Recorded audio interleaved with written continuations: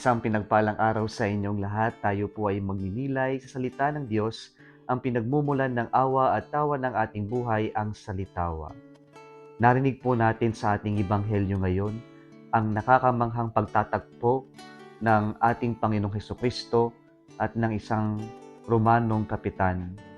Ang isang senturyon o kapitan ay isang opisyal na may mataas na katungkulan o posisyon sa mundo ng mga militar o sundalo, at kadalasan ang isang senturyon ay mayroong 100 sundalo na nasa kanyang kapangyarihan.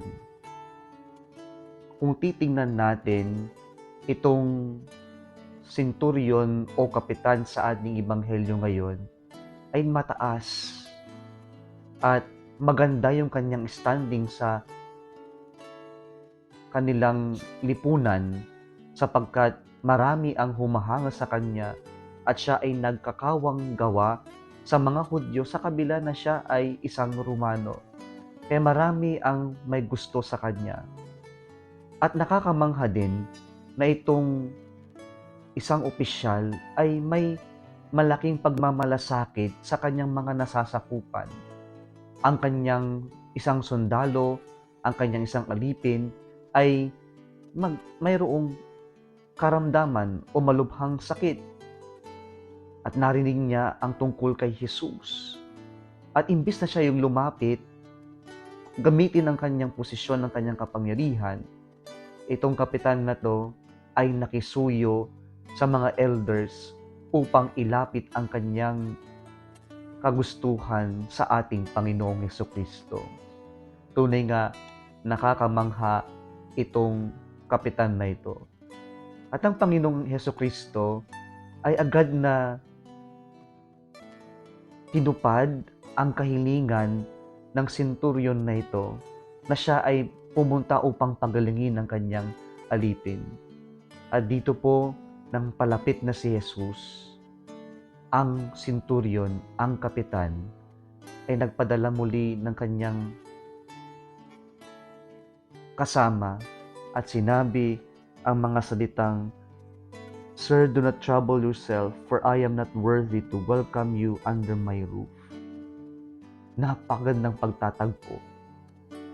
Dito alam ng kapitan ang patakaran ng mga Hudyo na hindi sila karapat-dapat na pumasok sa tahanan ng mga foreigners, ng mga pagano.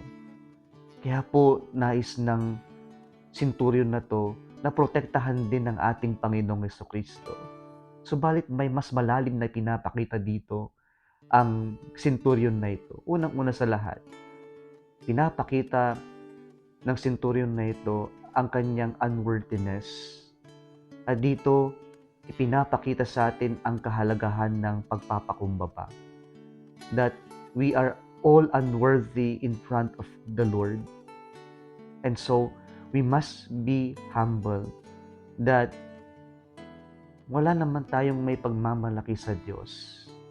At hindi naman talaga tayo karapat-dapat na tanggapin ang Diyos sa buhay natin. Ang lahat ng mayroon tayo ay gawa ito ng pagmamahal at malaking awa ng Diyos para sa ating lahat. At ito yung itinuturo sa atin ng opisyal na Romano sa ating ebanghelyo ngayon. Muli niyang ipinapaalala sa atin na hindi tayo karapat-dapat at wala tayong may pagmamalaki sa Diyos. Pangalawa po na itinuturo sa atin ng kapitan na ito ay yung malalim na tiwala at pananalig sa Diyos. Sa salita lamang ng Panginoon, gagaling na itong kanyang alipin.